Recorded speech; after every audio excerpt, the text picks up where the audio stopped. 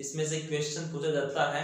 तो मेरे प्यारे मित्रों, मैं आपको आज समझाने वाला हूँ द नोबल नेचर पोएम। उससे पहले यदि आपने अभी तक मेरे इस चैनल को सब्सक्राइब नहीं किया है तो प्लीज ऐसे ही नए नए वीडियो आपको इस चैनल पे मिलने वाले हैं, तो उसके लिए आप इसको अपने सभी मित्रों तक शेयर कीजिए और सब्सक्राइब कर बेल आइकन प्रेस कर दीजिए ताकि इसका आने वाले हर वीडियो का नोटिफिकेशन आपको अपने मोबाइल पर मिल जाएगा। तो प्यारे विद्यार्थियों में बात करने वाला हूँ नोबल नेचर की। तो फर्स्ट ऑफ ऑल मैं आपको बताना चाहूंगा इसके जो पोइट हैं उनके बारे में। About the poet Ben Jonson है। Ben Jonson was born in 1573 and died in 1637। इनका जन्म 1573 में हुआ था और इनकी मृत्यु 1637 में हुई थी। was dominating मतलब प्रभावशाली लिटरेरी साहित्यिक पर्सनैलिटी व्यक्ति थे। ये प्रभावशाली साहित्य के क्षेत्र में, लिटरेचर के क्षेत्र में बहुत ही known person, eminent popular person है, प्रभावशाली साहित्यिक व्यक्ति थे।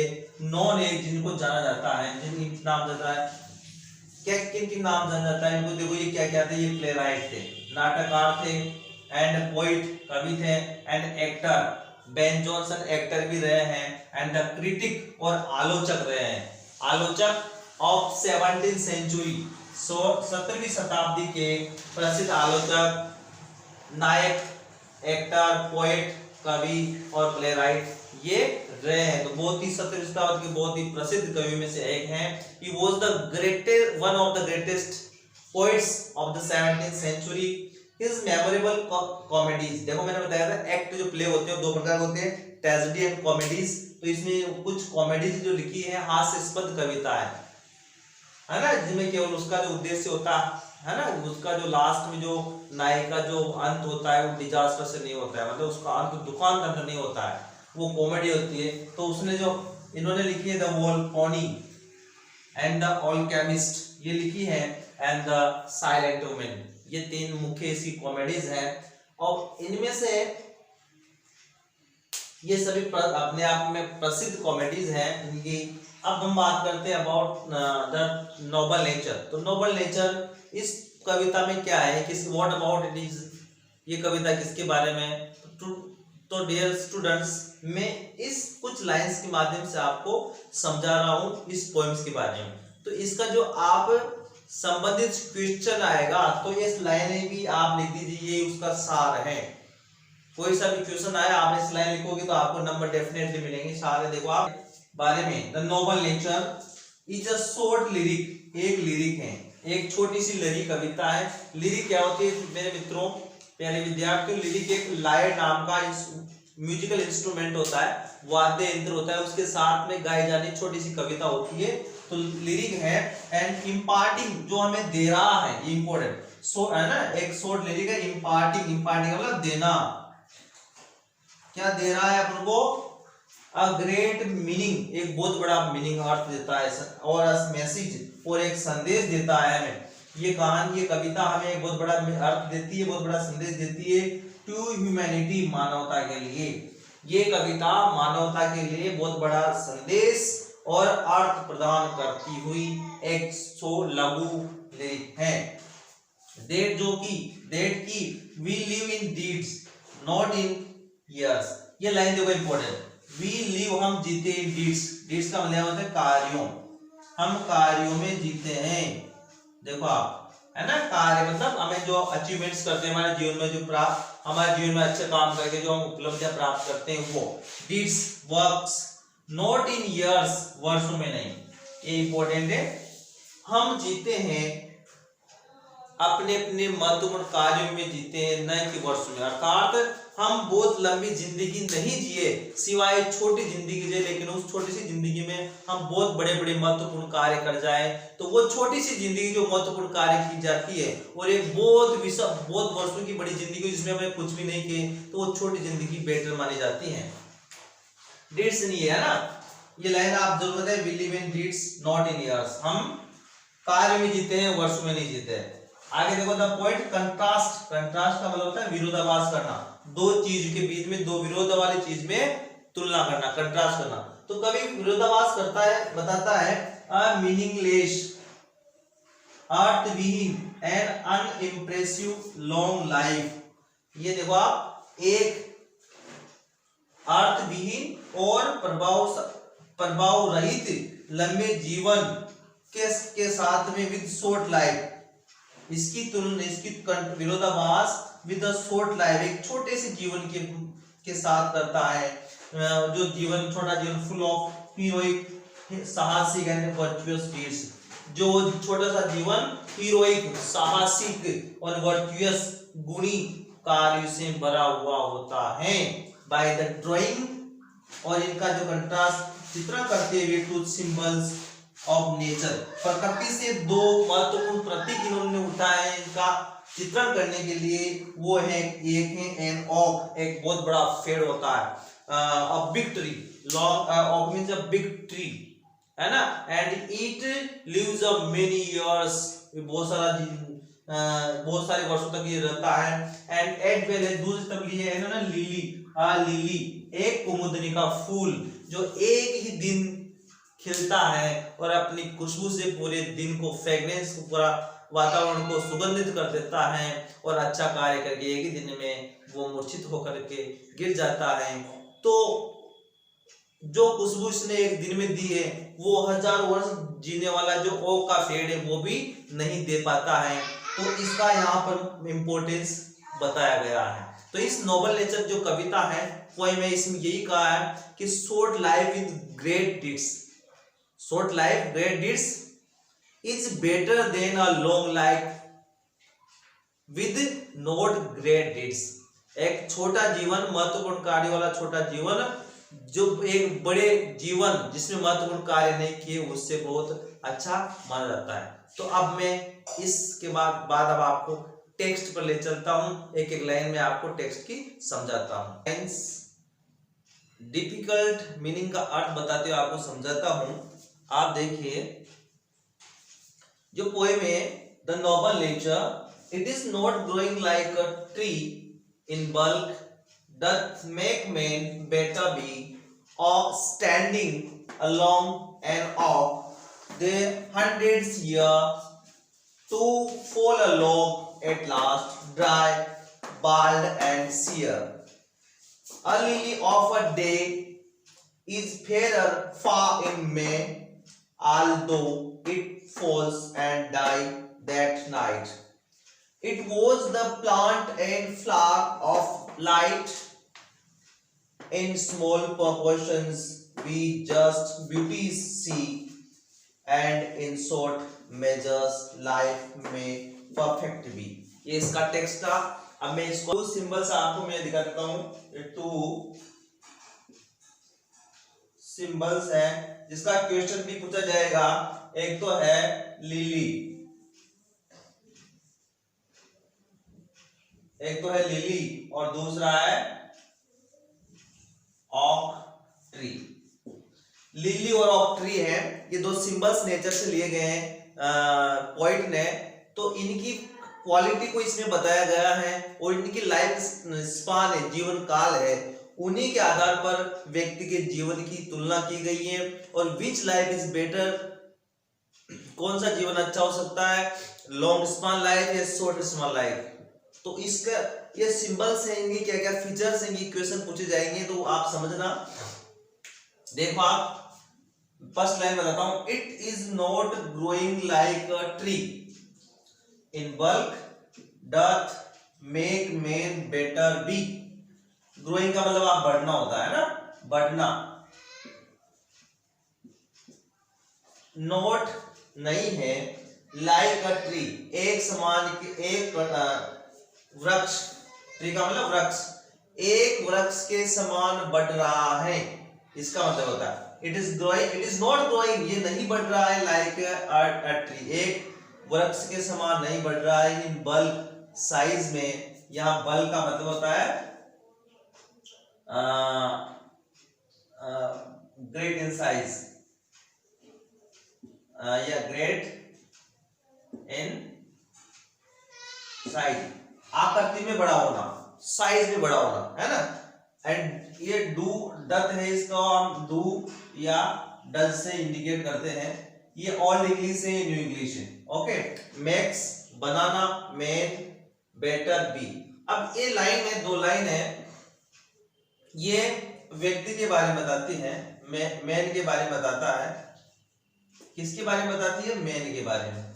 उसके बाद ये जो दो लाइन है ये ओक ट्री के बारे में बताती है। आप इसको ध्यान रखो। इसके बाद जो यहां से यहां तक है ये लिली के बारे में बताती है। अब आप समझने का प्रयास करें बच्चों, ये दो लाइन में से अर्थ निकालना है व्यक्ति के जीवन के बारे में। तो देखो ये जो नोट है, इस नोट को हम, इसका अर्थ बहुत महत्वपूर्ण है इसमें। तो देखो आप, it is growing like a tree, एक पेड़ के समान विशाल बनना। Does make man better be, तो इसका मतलब है एक विशाल पेड़ के समान बनना, पेड़ के समान जीवन जीना, पेड़ के समान विशाल होना। मैन आदमी, शुड नॉट बी बेटर, तो आदमी को अच्छा नहीं होना चाहिए। एक विशाल पेड़ के समान जीने से आदमी का जीवन अच्छा नहीं होता है। आदमी कभी भी बेटर नहीं बन सकता है। यह है एक मतलब, एक पेड़ के समान बड़ा नहीं बनना आदमी के महानता का प्रतीक नहीं है। पेड़ के समान विशाल जीवन जीना आदमी की महानता का परिचय नहीं है। ये इसका मतलब है ना। पेड़ के आदमी की जीवन की महानता एक पेड़ के समान विशाल बनना, अर्थात एक बहुत ही लंबी उम्र जीवन जीना, वो अच्छा नहीं है, नहीं होता है। मैन है ना, man should not be better, live long life, आदमी को लंबा जीवन जीना इज नॉट बेटर। इसका ये दिखा लेते हैं हम सीधे सीधे। Man it is not better to live long life, लंबा जीवन जीना इज नॉट बेटर, बेटर नहीं होता है। But if we should live a small life with great deeds, great achievements, हमें छोटा सा जीवन महान कार्य के साथ जीना चाहिए, वो भी बेटर माना जाता है। अब देखो उदाहरण लेते हुए समझते हैं। A standing long an oak, standing का मतलब स्टेबल, खड़ा है, खड़ा है ना, ये लिखना आप, खड़ा है। लॉन्ग लंबा, एन ओक, जो व्यक्ति, जैसे एक ओक पेड़, जिस तरह से एक जो ओक पेड़ है वो विशाल खड़ा है। An oak tree is standing stable and 300 years with 300 years, एक ओक का पेड़ 300 वर्षों तक खड़ा रहता है, चुपचाप खड़ा रहता है ना। देखो आप, इसमें यहाँ पे लाइफ ऑफ ट्री की बारे में बात कर रहे हैं, लाइफ ऑफ ट्री। ये देखो इस लाइन है ना, खड़ा रहता है, एंड टू फॉल, और गिर जाता है। फॉल का मतलब है गिरना, गिर जाता है। लोग का मतलब होता है लट्ठा, लट्ठा, जैसे लकड़ी का टुकड़ा होता है उसको बोलते हैं लोग। एट लास्ट, अंत में जो वो 350 वर्ष जीवन जीने वाला ओक का पेड़ अंत में लट्टे की तरह जमीन पर धराशायी हो जाता है, एंड ड्राई, और सूख जाता है। ड्राई का मतलब सूखना लिख लो। एंड बाल्ड का मतलब होता है जैसे सिर में गंजा को बाल्ड बोलते हैं ना। तो यहाँ पर पत्तियों, उसके सिर की उसकी जो पेड़ की जो पत्तियां हैं वो टूटकर गिर जाती है। विदाउट लीव्स हो जाता है, एंड सियर, और विदर्ड हो जाता है। विदर्ड का मतलब मुरझा जाना है, लिख लो मुरझा जाना है ना, इसका मतलब होता है मुरझा जाना। सियर का मतलब मुरझा जाना। तो अब देखो इसको समझो आप, इसको समझो, इस स्टेज को, बहुत इंपॉर्टेंट है कि आदमी का जीवन वो अच्छा नहीं है जो एक ओक पेड़ के समान 300 वर्षों तक खड़ा रहता है और अंत में सूख कर, मुरझा कर और पत्तियां रहित होकर जमीन पे गिर जाता है, वो जीवन अच्छा नहीं है। अर्थात a long life is not better because without achieving great works, बिना महान कार्य प्राप्त किए हुए जो लंबा जीवन होता है आयु में वो बड़ा, वो कभी भी उत्कृष्ट, उदास, नोबल नेचर का नहीं हो सकता। तो ये बात इस लाइन में कही गई है, ठीक है। अब बात करते हैं स्मॉल लाइफ की। तो देखो ये इसका तो और इसका लॉन्ग लाइफ है, उसी में कंट्रास्ट के रूप में यहाँ पर पोइट ने एक शॉर्ट स्पान लाइफ जीवन जीने वाला एक पहलू है, उसका उदाहरण ऑब्जेक्ट का उदाहरण है लिली।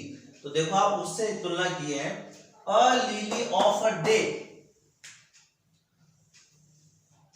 ये है a lily of a day, the flower lily blooms only in a day and die that night, मतलब एक ही जीवन जीता है। तो लिली एक दिन का एक लिली का फूल, the flower which blooms in a day, दिन में खिलता है, एंड डाई बाय नाइट, और रात तक वो मर जाता है। तो वो जो फ्लावर है इज फेयर, फेयर का मतलब होता है सुंदर, इसका मतलब होता है सुंदर, सुंदर तो फिर कंपेरेटिव डिग्री है और ज्यादा सुंदर।